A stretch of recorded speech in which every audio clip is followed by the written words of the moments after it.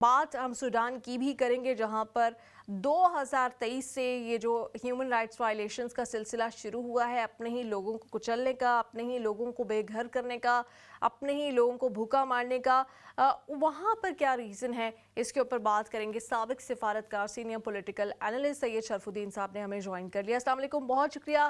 آپ نے جوائن کیا۔ آغاز ہم سوڈان سے کر لیتے ہیں۔ اس وقت سوشل میڈیا پر ہر جگہ آواز اٹھائی جا رہی ہے، سوڈان میں بھی ایک نسل کشی جاری ہے، ملینز آف لوگ ہیں جن کو خوراک نہیں پہنچ پا رہی ہے، خوفناک مناظر ہیں۔ آپ کو کیا لگتا ہے کون قصوروار ہے سوڈان میں جو اس وقت ہیومینیٹیرین کرائسس ہے اس کا؟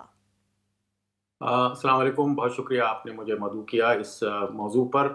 اور یہ سوڈان کا جو مسئلہ ہے، یہ انفارچونیٹلی یہ مسلم امہ کے لیے نہایت امبیرسمنٹ کا اور شرم کا مقام ہے، کیونکہ سورہ حجرات میں آیت نمبر 9 میں ہے کہ اگر آپ کے دو مسلمان گروپ آپس میں لڑ پڑیں تو مسلم امہ کو یہ اللہ تعالیٰ کی طرف سے حکم ہے کہ پہلے تو اس کو صلح کرنے کی کوشش کی جائے، اور اگر کوئی ایک گروپ زیادتی کرتا ہے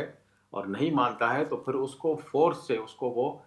چپ کرائیں تاکہ یہ فتنہ ختم ہو۔ لیکن سوڈان کے اندر انفارچونیٹلی 2003 میں جب دارفور میں جب سول وار ہوئی، اور امریکہ نے تو وہاں اس کو جینوسائیڈ بھی قرار دے دیا، کیونکہ وہاں 300,000 لوگ مارے گئے سول وار میں۔ اور سوڈان کے جو مضبوط جو صدر تھے عمر البشیر، انہوں نے ایک ملیشیا کو جس کا نام جنجوید تھا، اس کو انہوں نے اپنی آرمی کے علاوہ، کیونکہ وہ عرب سپیکنگ ان کی ٹرائب سے تعلق رکھتے تھے، ان کو وہاں انہوں نے پروموٹ کیا، دارفور میں بھیجا کہ وہ وہاں پر اس سول وار کو ختم کریں۔ تو انہوں نے بے دردی سے جس طرح سے لوگوں کو قتل کیا، یہ 2003 میں ہوا۔ اور اس سویلین ملیشیا کے پھر جو لیڈر تھے محمد حمدان دگالو، اس کو صدر عمر البشیر نے 2013 میں باقاعدہ ریپڈ سپورٹ فورس کا نام دے کر ایک فورس بنائی جو کہ ان کی آرمڈ فورسز کے پیرلل تھی۔ تو یعنی کہ انہوں نے اپنے رول کو مضبوط کرنے کے لیے، اسٹرانگ مین رہنے کے لیے سوڈان کے، انہوں نے جو انسٹیٹیوشنز ہوتی ہیں ایک سیاسی ملک کی، جس میں آرم فورسز اس ملک کا ڈومیسٹک اور ایکسٹرنل خطرات سے نمٹتی ہیں، اس میں انہوں نے ایک مزید فورس کا اضافہ کیا ریپڈ سپورٹ فورس کے نام سے، اور اس کے جو ہیڈ تھے وہ محمد حمدان دگالو تھے۔ تو وہ ہیڈ آج بھی موجود ہیں۔ یہ جو RSF کا ذکر ہو رہا ہے، جس طرح سے انہوں نے اب پورے کے پورے دارفور پر قبضہ کر لیا ہے، اور اس سے پہلے 2023 میں انہوں نے باقاعدہ خرطوم پر بھی قبضہ کر لیا تھا۔ یعنی کہ یہ ایک ایسا ملیٹنٹ گروپ ہے جو کہ باقاعدہ ان کی آرم فورسز سے زیادہ اس وقت مضبوط اور اسٹرانگ اس لیے ہے کہ دگالو صاحب جو ہیں، انہوں نے سوڈان کی گولڈ مائلز پہ ان کی فورسز کا قبضہ ہے، جس کی وجہ سے بہت امیر بلینر شمار ہوتے ہیں، اور ان کے پاس اتنی سکت موجود ہے کہ وہ بیرونی ممالک سے اسلحہ خریدیں،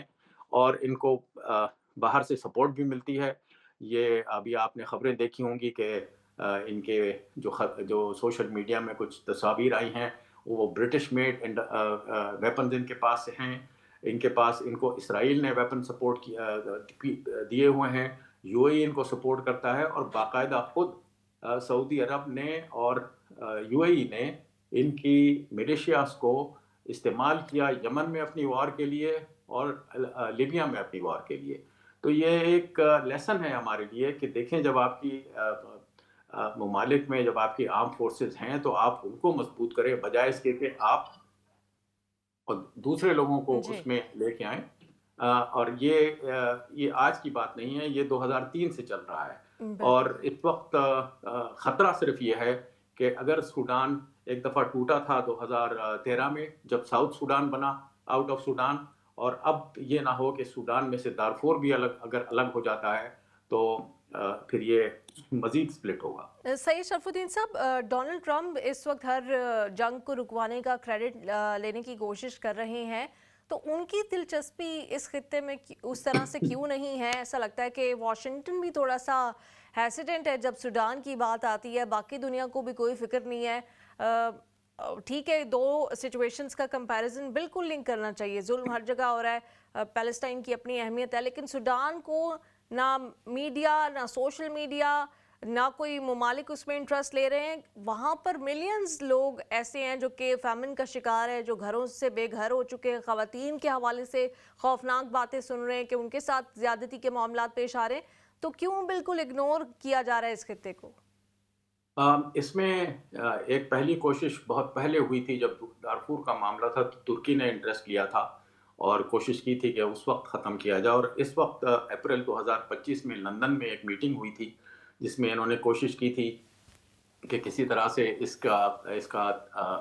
وار کو ختم کیا جائے. اور اپریل تو کافی یعنی کہ ماہ گزر چکے ہیں, کافی عرصہ گزر چکا ہے اپریل سے لے کے اکتوبر تک. لیکن پرابلم یہ ہے کہ اب سوڈان میں اب صرف یہ دو مضبوط ملیشیاز کے درمیان, یعنی کہ ایک طرف تو سوڈانیز آرمی ہے, باقاعدہ ان کی حکومت کی آرمی ہے جس کے پاس ہر روز ان کا انفلوئنس اب کم ہوتا جا رہا ہے, اور دوسری طرف Rapid Support Force mister Dagalo Hamdan Dagalo صاحب ہیں جو لیڈ کر رہے ہیں اس کو. تو اب یہ صرف ان دونوں ملیشیا آرمی اور ملیشیا کے درمیان یہ نہیں ہے, بلکہ اب اس کے اندر سعودی عرب کا انٹرسٹ ہے, اسرائیل کا انٹرسٹ ہے, ایجپٹ کا انٹرسٹ ہے, اور یہ کنٹریز اپنے اپنے گروپس کو پروموٹ کر رہے ہیں. مثال کے طور پر جو ریپڈ سپورٹ فورس ہے انہوں نے اسرائیل سے بھی آرم خریدے ہیں, اور ہو سکتا ہے دوسری جگہوں سے خریدے ہوں کہ ان کے پاس پیسے ہیں. ایران سے انہوں نے ڈرون لیے ہیں, یو اے ای ان کو سپورٹ کرتا ہے, پہلے استعمال بھی کر چکا ہے, جس طرح ویگنر گروپ تھا روس کا کہ وہ کرائے کے فوجی جو ہیں وہ بھجوا دیتے تھے اور وہ وہاں پر استعمال ہوتے تھے. تو یو اے ای کا انٹرسٹ یہ ہے کہ یو اے ای ایک بہت اہم رچ ملک ہے, لیکن ان کے پاس ہیومن ریسورسز نہیں ہیں, ان کے پاس آرم فورسز نہیں ہیں, تو ان کو ریپڈ سپورٹ فورس میں ایک ایسا گروپ ملا ہے کہ اگر کل خدا نخواستہ یو اے ای پہ کوئی سیکیورٹی تھریٹ ہو تو وہ اس فورس سے وہ مدد دے سکتے ہیں. تو اب مختلف کنٹریز ان کو اپنے اپنے مقاصد کے لیے استعمال کر رہے ہیں. عجیب انٹرسٹنگ بات یہ ہے کہ یو ایس اے اور اسرائیل نے دونوں گروپس کے ساتھ تعلق رکھے ہیں. اسرائیل دونوں سے بات کر رہا ہے, اور یہاں تک بھی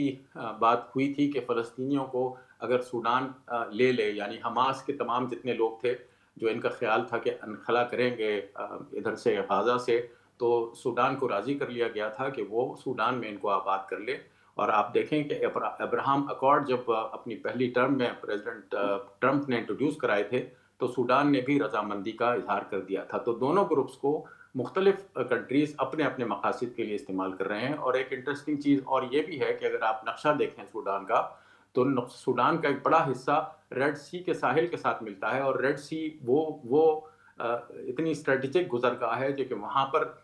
سعودی عرب بھی ہے, وہاں پر اسرائیل بھی اوپر لگتا ہے,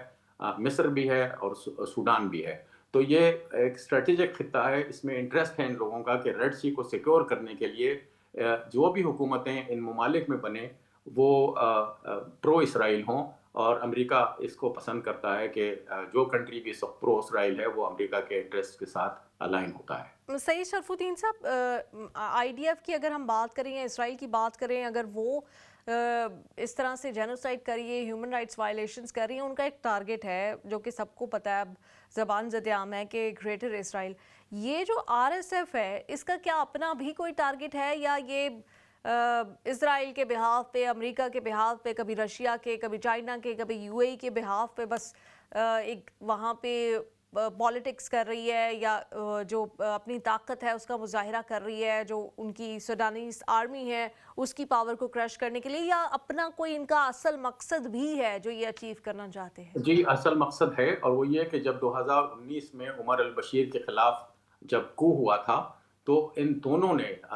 سوڈان کی آرمی نے اور آر ایس ایف نے, جو کہ ایک طرح سے نیشنل گارڈ تھے ان کے, اور آرمی کے پیرلل ایک ملٹری آرگنائزیشن تھی جو باقاعدہ سینکشن تھی, حکومت کی طرف سے الاؤڈ تھی, جس کو آر ایس ایف کا نام دیا گیا تھا. پہلے تو یہ جنجبید ملیشیا کہلاتی تھی, عربک سپیکنگ سوڈانیز تھے. تو ان دونوں نے مل کے, یعنی کہ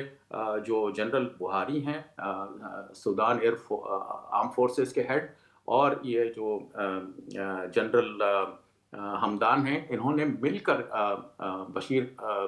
عمر البشیر کے خلاف 2019 میں یہ کو کیا تھا, اور دونوں کا یہ انٹرسٹ تھا کہ یہ پاور شیئر کریں گے. لیکن 2 سال کے بعد جب عوام کی طرف سے, جب وہاں کی سول سوسائٹی کی طرف سے یہ زور ہوا کہ آپ الیکشن کرائیں, تو پھر اب مسئلہ یہ ہو گیا کہ الیکشن کے بعد کیا یہ سویلین پرائم منسٹر کے انڈر کام کریں گے، اور یہ اتنے پاورفل ہو چکے تھے اس وقت کے دونوں نے، یا اس وقت تو یہ تھا کہ ہمدان جو تھے وہ بہاری ہیڈ تھے، اور یہ جو ہمدان ہیں یا جنرل ہمدان یہ ان کے ڈیپوٹی تھے. لیکن جب انہوں نے ایک انٹرم گورنمنٹ 2020 میں انٹروڈیوس کرائی جو صرف 1 سال چلی، تو پھر ایک سیکنڈ کو آیا، اگین یہ دونوں لے کے آئے کو سویلین پرائم منسٹر کے خلاف. اور اب یہ مسئلہ ہو گیا کہ کرسی ایک تھی، کینڈیڈیٹس 2 تھے، اور کرسی یہ تھی کہ وہ سوڈان کا صدر بننا چاہتے تھے. عوام اس بات پر تیار نہیں ہے کہ کوئی ملٹری لیڈر ان کو لیڈ کرے، تو وہ مسلسل ان کی ایک ڈیمانڈ رہی ہے کہ سوڈان میں الیکشن ہوں. تو انہوں نے 2022 میں بڑی مشکل سے اس بات کو مانا کہ ایک لمبا ٹائم ٹیبل دیا، کوئی 2 سال کا، کہ ہم یہ چیزیں ٹھیک کریں گے، لوگوں کو متحد کریں گے، اس کے بعد الیکشن کرائیں گے. یہ انہوں نے ایک ٹائم ٹیبل دے کے 2 سال کا مدت خریدی تھی. لیکن 2023 میں دونوں میں اسپلٹ ہو گیا، اور 2023 میں پھر یہ ہوا کہ اگرچہ کہ کو لے کے آئے تھے دونوں مل کے، لیکن پھر یہ آپس میں اسپلٹ ہو گئے. سوڈان آرم فورسز اور یہ جو ریپڈ سپورٹ فورس تھی یہ اسپلٹ ہو گئی. اور 2023 سے لے کے مارچ 2025 تک، اس سال تک، ریپڈ سپورٹ فورس کا انہوں نے باقاعدہ ہولڈ کیا خرطوم میں. اگر آپ نقشہ دیکھیں پچھلے سال کا، تو ریپڈ سپورٹ فورس جو ہے وہ تو بہت بڑے عرصے خطے پر سوڈان کے قابض تھی، اور سوڈان کی آرم فورسز باقاعدہ مارجنلائز ہوئی تھی. لیکن مارچ 2025 میں انہوں نے خرطوم کو ری گین کیا، اور اب جو ہے ان کو ریورس ہوا ہے، کیونکہ for the first time Darfur میں ریپڈ سپورٹ فورس جو ہے وہ اس وقت اس میں ہے، یعنی کہ کنٹرول میں ہے. اور فار دا فرسٹ ٹائم یہ اس علاقے میں کنٹرول میں ہے، جبکہ دارفور کے جو دوسرے ملیٹنٹ آرگنائزیشنز تھے وہ ان کے خلاف کام کر رہے تھے، اور وہ ان کے سوڈان آرم فورسز کے حق میں تھے. بالکل. تو یہ ایک بہت بڑی سپورٹ. سید شرف الدین صاحب، میں چاہوں گی کہ میں آپ کا کامنٹ کہ اس مسئلے کا کوئی حل بھی ہے، یا یہ ایسے ہی چلتا رہے گا کیونکہ مختلف سپر پاورز کے انٹرسٹ اس میں انوالو ہیں؟ مختلف سپر پاورز کے انٹرسٹ اس حد تک انوالو ہیں کہ وہ اپنا اسلحہ بیچنے کے لیے ان کو ایک ریڈی ملا ہوا ہے، یعنی کہ کنٹری ملا ہوا ہے. اور وہ چاہتے ہیں کہ کوئی بھی ایک ایسا ملک اتنا بڑا نہ ہو کہ وہ ان کے لیے خطرہ بن جائے. سوڈان ایک بہت بڑا ملک ہے. اگر آپ ابھی بھی دیکھیں کہ